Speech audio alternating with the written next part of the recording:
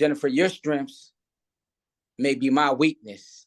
And so the viability of us both allows us to not only thrive, but survive. And I'm learning from those areas where I'm weak at and you may be strong at, but then also we're doing business together. And so we're growing both from a organizational standpoint, from an intellectual property standpoint, and creating and propelling the legacy that positions and prepares us to be able to go forward and move in a very different way. And so that's how that, and so you have to take that, be able to package that and become not only mentors, because mentors only help you navigate a process. Sponsors connect you to the opportunities that secures your what I consider longevity in the spaces that you're in, so that we're building capacity, not only in you as the leader, but in the processes that you develop for your organization, thus helping you to build capacity in those who are part of your organization, which increases the longevity of the organization. Man, that was some bars being dropped right there. Oh my goodness.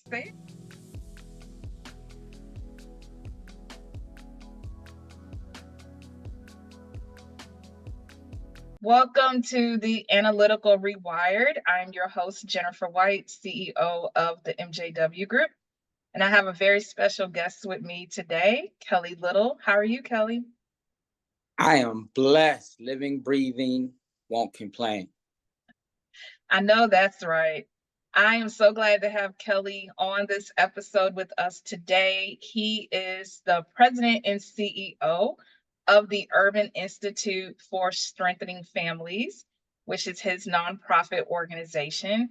But we're going to venture more into that in a little bit. So Kelly, why don't you talk about your background, where you're from, what you've done in your career, where you're headed. Let's get some background on you. Wow. First of all, before I give any background, let me thank you for extending the opportunity to be in space with you, Jennifer, and the amazing work that you've been doing for quite a while. And just to transition from that into my background, did a lot of years in local government. Prior to local government, I did time in the military, retired from the military, multiple deployments. That has shaped the origins of who I am into the work that I did in local government, working in training schools, moving from there, being an expert in terms of a gang expert, a behavior specialist, transitioning from that to running programs, which was a last opportunity for young people who are going through systems, particularly law enforcement systems, to create gateways and opportunities for them to develop and be able to own their own space, be exposed to experiences and opportunities that prepare them to be businessmen, to transition whatever skills they previously learned and make them more marketable, but more importantly, help them to realize that those skills could be used in a way that not only benefits them, but benefits community. And then moving from that, where I did many years in mental health and working with particularly all kids, but particularly disenfranchised young men and young girls, and many times that was Black and brown children, and help to be supported, identifying natural supports, understanding what resources are in the community, building capacity and their family members who have been supporting them, and really helping to encourage them to put their voice in space and learn to advocate for themselves and organize. Many times we come to the table telling them what they need to do instead of asking them, how can we assist them into stepping into their purpose and alignment, and then leaving from there, where I did quite a few years in the child support space, and particularly bringing fatherhood in that space and helping to elevate that on a major scale where it had national implications, and ultimately moving into a nonprofit, which I started when I was in local government, to really bring all those things I just talked about into fruition, and understanding that it is the interconnectedness of all those things to include reentry and how we support our brothers and sisters who are returning from incarceration back to our community, and helping them to find their space so that they come back and really own that space, and help the young people who may be heading down that path to learn from the lessons that they've learned, thus giving them a new pathway, but more importantly, changing the dynamics of community, getting support with the mental health, emotional intelligence, helping people to tap into who they divinely are. So that's kind of a little bit of the background, but it's so more intriguing. Yeah, I'm like a little bit. Wow, you've had a plethora of, I would say, an adventure of sorts, right? Leading into where you are today and giving back to the community, being involved, in individuals' lives to help them grow and better and develop from where they are as well. So talk about your journey with starting your nonprofit. All of that experience you talked about in your career, how did that lead up into, Urban Institute for Strengthening Families, and how did you even come up with the name? So how it led up to it, to be honest with you, I had this dream when I was younger, that I was going to own a business, and this is kind of what it was going to be tied to, based on my experiences and growing up in Philadelphia, and not seeing a lot of things that I felt like our communities needed, yet at the same time realizing that so many people in our community had did things because it was the right thing to do, and they understood what it was. So I wanted to take that informal concept, put it into a formal concept, and of course the experiences, the exposure, the warfare in the military, how I grew up in Philadelphia, all really spoke to resilience.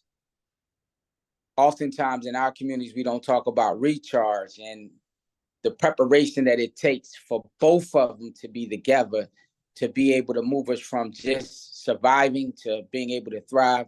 So the nonprofit was started while I was working in local government. And that's the second phase of the nonprofit.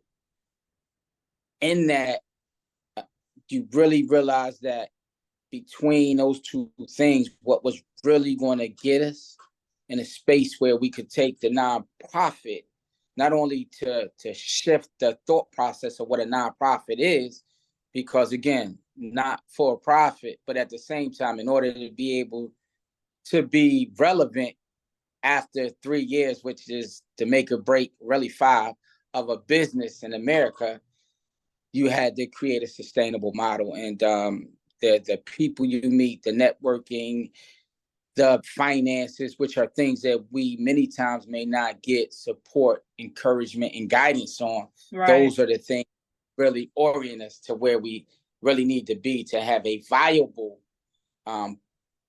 organization that can own space in the marketplace. Right. I agree. I think exposure and accessibility to information is key. Yes. When you own a business or even a nonprofit, right? Because I still look at a nonprofit as a business, right? It has to operate. It has a profit and loss. It has cash flows, right? People want to know where their money is going if they're helping to, contribute to the organization's mission. So you have to keep records and documented records, right, of all of the transactions coming in and out. So I agree. I think accessibility is something that isn't always readily known in the Black and Brown community. So how have you seen that shift throughout the last couple of years to make sure that accessibility is tangible and our communities can get their hands on it?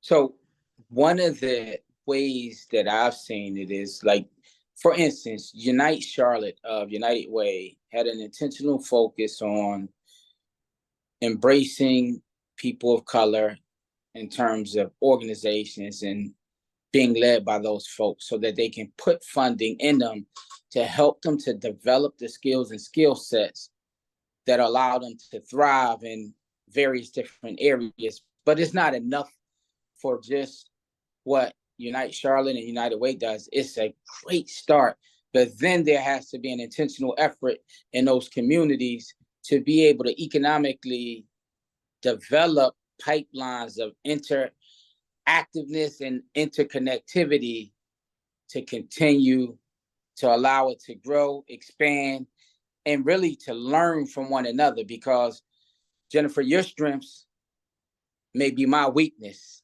And so the viability of us both allows us to not only thrive, but survive. And I'm learning from those areas where I'm weak at and you may be strong at, but then also we're doing business together.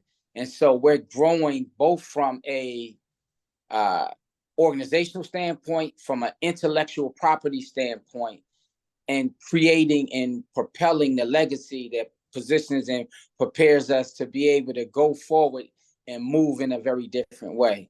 And so that's how that, and so you have to take that, be able to package that and become not only mentors, because mentors only help you navigate a process. Sponsors connect you to the opportunities that secures your what I consider longevity in the spaces that you're in, so that we're building capacity not only in you as the leader, but in the processes that you develop for your organization, thus helping you to build capacity in those who are part of your organization, which increases the longevity of the organization. Man, that was some bars being dropped right there. Oh my goodness. Say it again for the people in the back. I love it. I love it. I can imagine you really demonstrating that and informing someone who wants to start their nonprofit. It's not as easy as people think. It's literally like starting a business, starting a company, right? You have to think about all of these avenues, like you just mentioned, like the sponsors, the connections, the network, the circles that you're in, right? Because funds are limited, right? Your donors, like how do you get in front of them? How do you captivate them? How do you always arouse and motivate and inspire people to want to give, right, to the opportunity?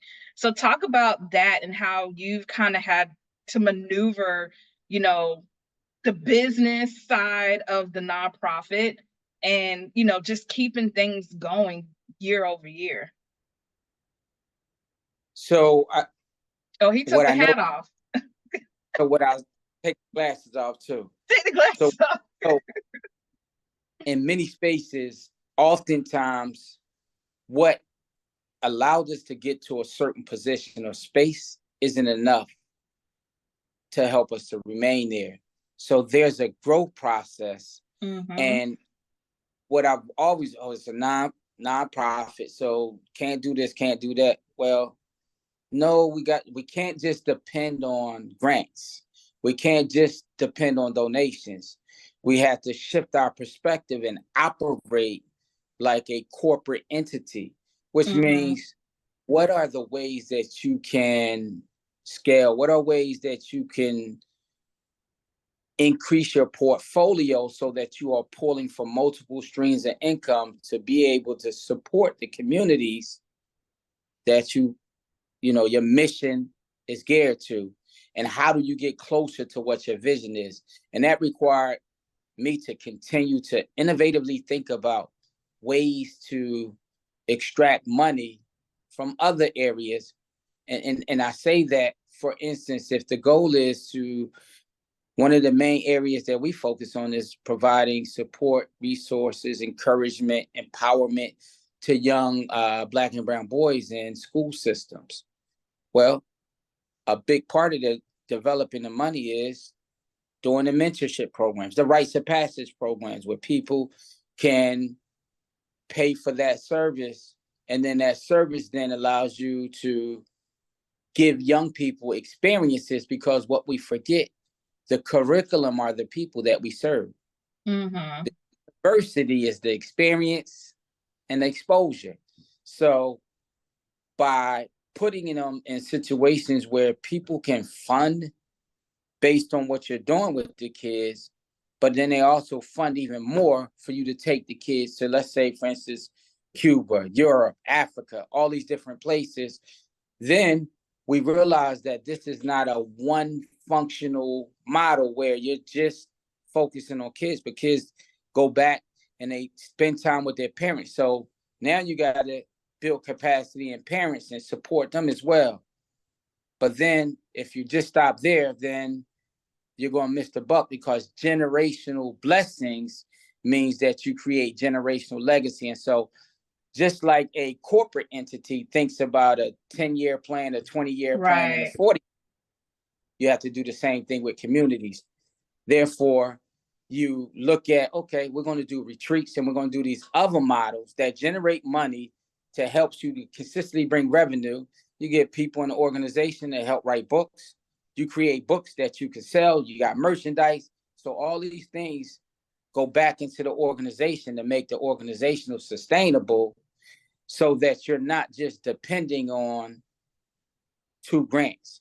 Because at some point, they're going to shift directions in the grant. And if you haven't shifted directions and where you're able to generate money from, then your organization will cease to exist.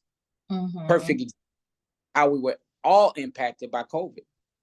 Mm-hmm. Right. Us, the organizations that were creative, who are still standing. Right. Right. Yep. Another bar drop. How do you keep up with adaptation of the times and making sure you're staying relevant and making sure that your supporters know what's going on, right, in your organization as well? Getting in front of them, when necessary, and making sure they know you're still here, you're still out here, right?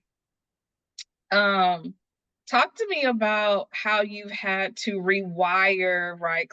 Over here at the Analytical Rewired, we like to talk about how we make decisions with our left brain and how we make decisions with our right brain, right? It's more creative, more feely, intuitive, and the left brain is more logic and analytical. So talk to me about how you've had to rewire just what you said, like going through COVID, thinking about the future of where you want to take your organization. How have you rewired your thinking around those type of decisions? See, if I'm completely honest, I was rewired. I was rewired since birth. I'm kind of, I'm different. Like I You're love to just divergent. exactly. I love to disrupt, agitate, but the traditional models never work for me, Right. because in the communities that I came from and in the communities that I serve, like the answers are already there. How do we take and comprehensively roll all those things up? And we do it by believing that no box exists, That's a right. vision, something that isn't tangible. It's something that you're reaching for. And if it's something that you're reaching for, you understand and realize that the only thing constant in the universe is change.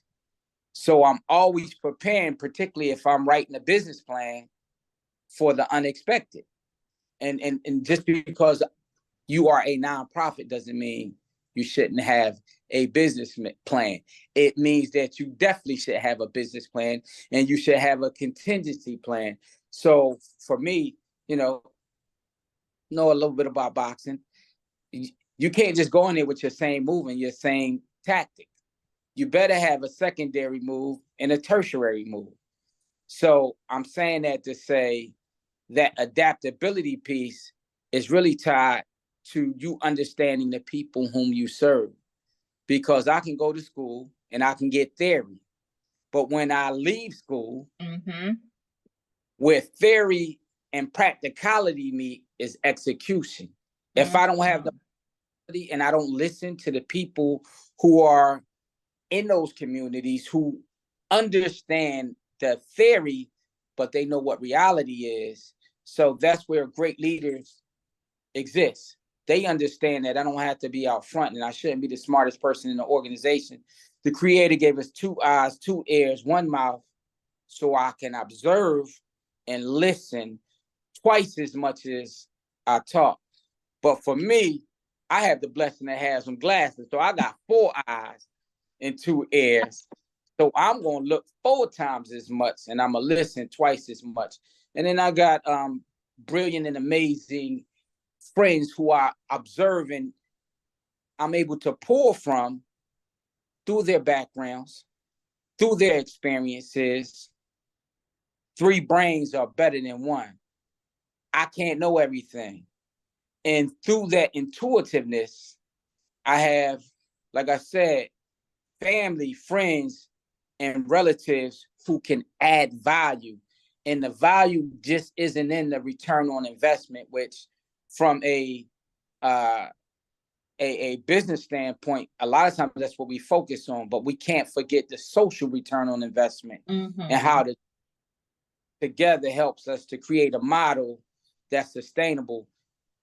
From that, you're able to inspire people in your organization. And if you're building them up in your organization, you're building leaders who will then go and they will go into business, but they will continue to do business with you because of the investment you made in them. So now you're creating this ecosystem of reciprocity that allows everybody to grow. Bars, and more bars. I love the law of reciprocity. I think you talked about 3 universal laws just now. Some people probably didn't pick up on it, but make sure you rewind it and listen to that little part again. But yeah, you're exactly right. It's the law of reciprocity, or what I like to call also the circle of life. It's like you help me, I help you, then you help somebody else, and then it comes back. It comes back to you when you're not even thinking about it, right? The universe has to respond. It's the law. So I love that, Kelly. I really do. Moving forward into 2024 now and 2025, what's on the horizon for you and Urban Institute for strengthening families?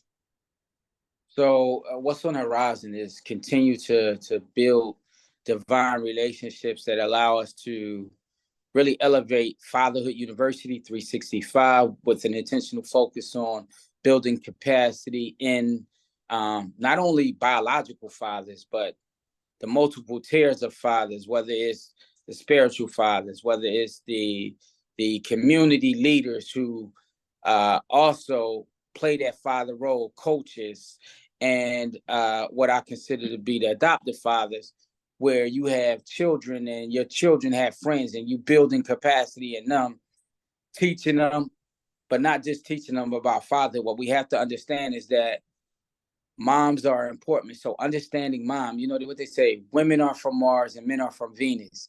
Well, if both of us are from 2 different places, we have to understand where those places are, what they value, how they value it, so we can have real life conversations to grow and be more impactful. And understanding, really going back to something you said a minute ago, when we talked about being able to adapt, the only thing we have to remember is that everything is a lesson. Back to universal law. If I don't get the lesson, I'll repeat the lesson. Yep, you sure do. So understanding that I never fail. Maybe I can't go right because I should be going left.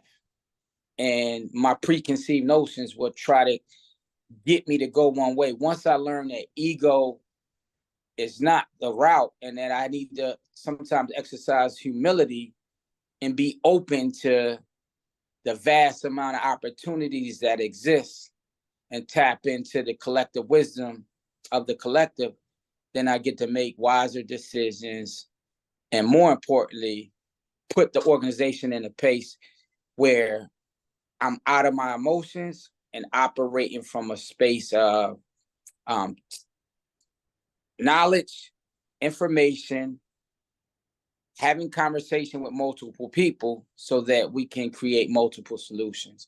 So 2024, we wanted a curriculum was written. And the curriculum is going to be universal. I got brilliant brothers who are working inside the jail, like my man Chablis, who will help us to continue to expand these things, moving in the space of Head Start, Healthy Start, child support, and all these different venues to be able to elevate. But I understand, and I said it earlier, it's a multidisciplinary concept. So I need to also make sure I'm tapping into the young boys who are in the school and helping them to feel confident about themselves through emotional intelligence, being able to evaluate their own experiences and their emotions and knowing what emotions are. So now I can make better decisions and express myself in a way, but then make decisions based on not my emotions, but being able to be regulated and know how to problem solve and make decisions that thus allow me to be in a place to use discernment. And lastly, how do I de-escalate?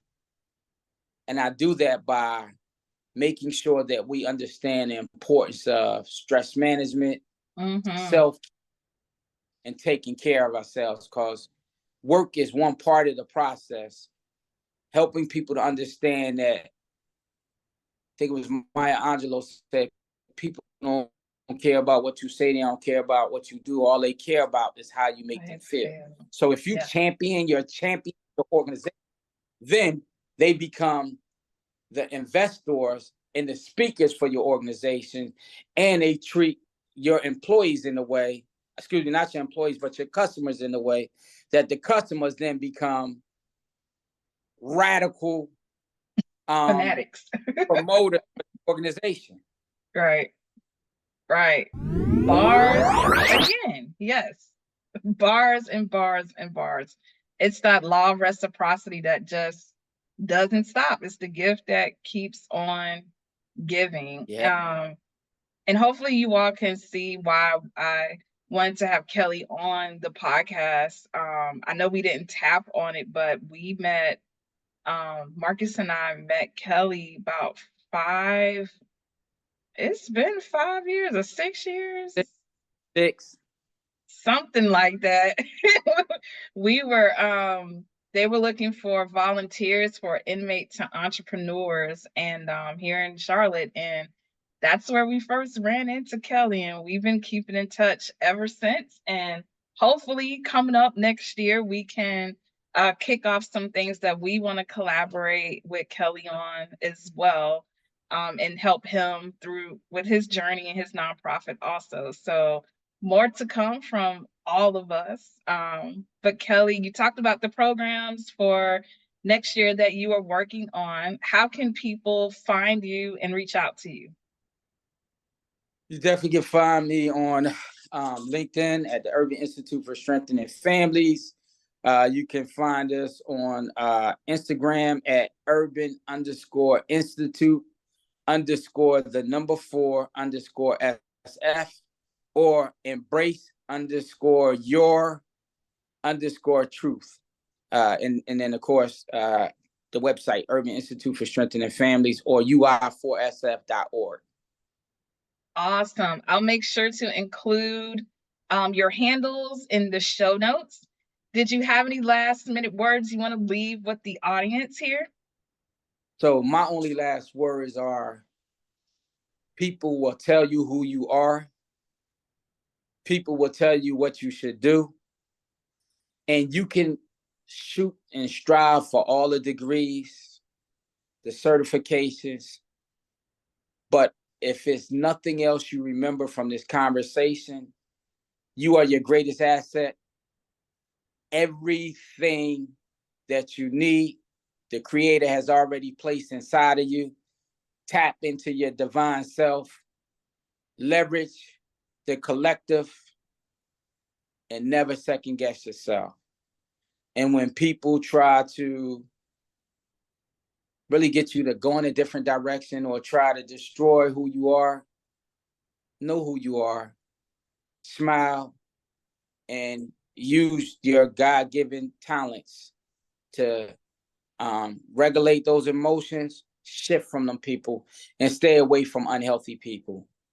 And if you do those things, you will always be successful. Because although pressure bursts pipes in the core of earth, coal is transitioned to diamonds through pressure. Yep.